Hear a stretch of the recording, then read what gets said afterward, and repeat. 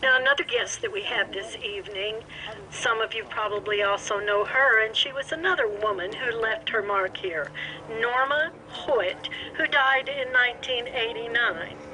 When you visit the Anchorage Museum, be sure and thank Norma.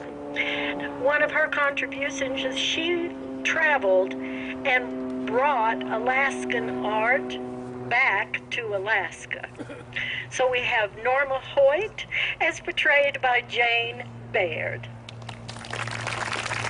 Thank you. Good evening. In the 1920s, I, Norma, attended college in North Dakota.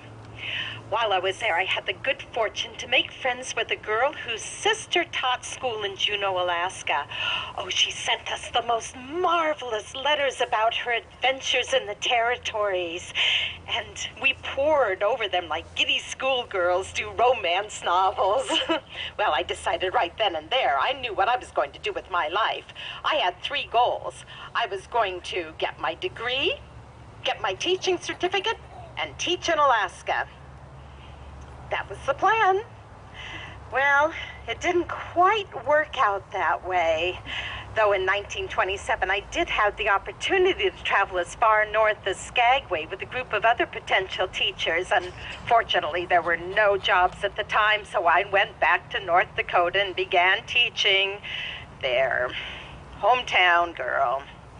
Then in 1931, I received the telegram that would change my life. Superintendent Harry Moore of the Fairbanks School District wrote, "I would like to offer you a contract for $1,620. That was amazing. And that wasn't all. If you can make the boat that leaves Seattle Saturday. Oh, good Lord. $1,620 was twice what I was currently making in North Dakota, but Saturday? I didn't know how I was going to make that work, but I was determined. I immediately quit my job in North Dakota, packed everything I owned. My father drove me as far north as Fargo. I caught the train from Fargo to Seattle and just barely made the SS Alaska before it pulled out of port. I know, right? Whew. On the ship north, I had the opportunity to meet several other new teachers who were heading in the same direction that I was. When we disembarked in Valdez, we pooled our resources and took an aero taxi cab all the way up the Richardson Highway to Fairbanks, where we were met by Superintendent Moore and his very lovely wife. Oh, they were so marvelous to us. They took us on a grand tour of Fairbanks, even all the way up to Circle Hot Springs in their Essex automobile. Royal treatment for brand new teachers. And then the superintendent pulled out the contracts. He said, "I'd like to offer each one of you a contract, but I have 3 stipulations." Uh-oh. Number 1, you cannot be a smoker. Number 2, you cannot be married. And number 3, your contract can be terminated at any time for any reason whatsoever. Well, of course I signed. There was no question. Now, the school year, of course, only lasted 9 months out of the year, but I had to eat 12 months out of the year. So in the summertime, I went and worked at the lodge, the Park Hotel at Mount McKinley. Now, in those days, the hotel was very different than it is now. It was one long, low, rambling building, had 24 sleeping rooms, a dining room, a general store, and best of all, it had electricity. Light switches that went on and off. It was marvelous. Oh, all right. Maybe the best thing wasn't the electricity. The best thing was a man named Harry Hoyt, a master engineer with the Alaska Road Commission. By the end of that summer, I still wasn't a smoker, but I was married.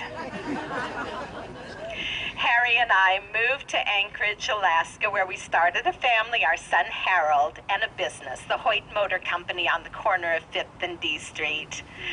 Those were good early years, and I had two great passions in those days. The first was traveling. We had a Cessna 180 that we loved to fly in.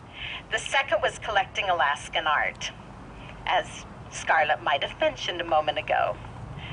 Well, over the years, my love for Alaskan art migrated just a little bit to my love for Alaskan books. Oh, those stories, all those wonderful stories about Alaska.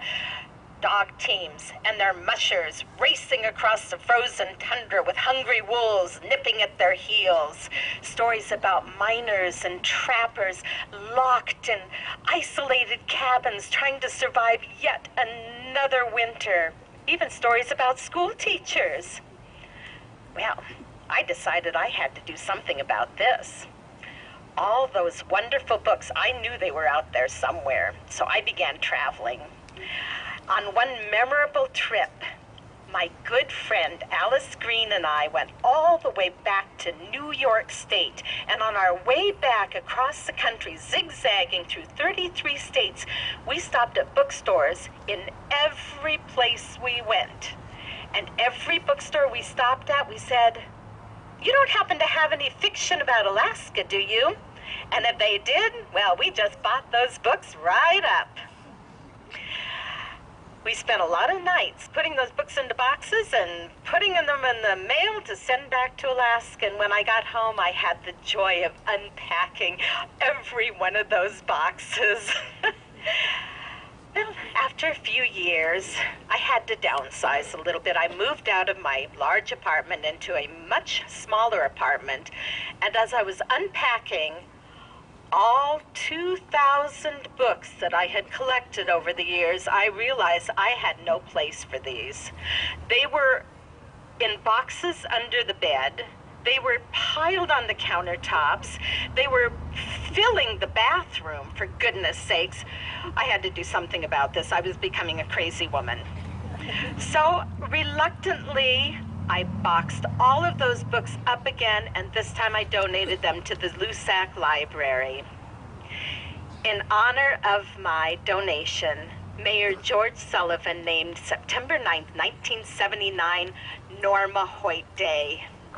Honestly, I thought it should have been Norma Hoyt's Great Sacrifice Day. But that didn't fit on the calendar.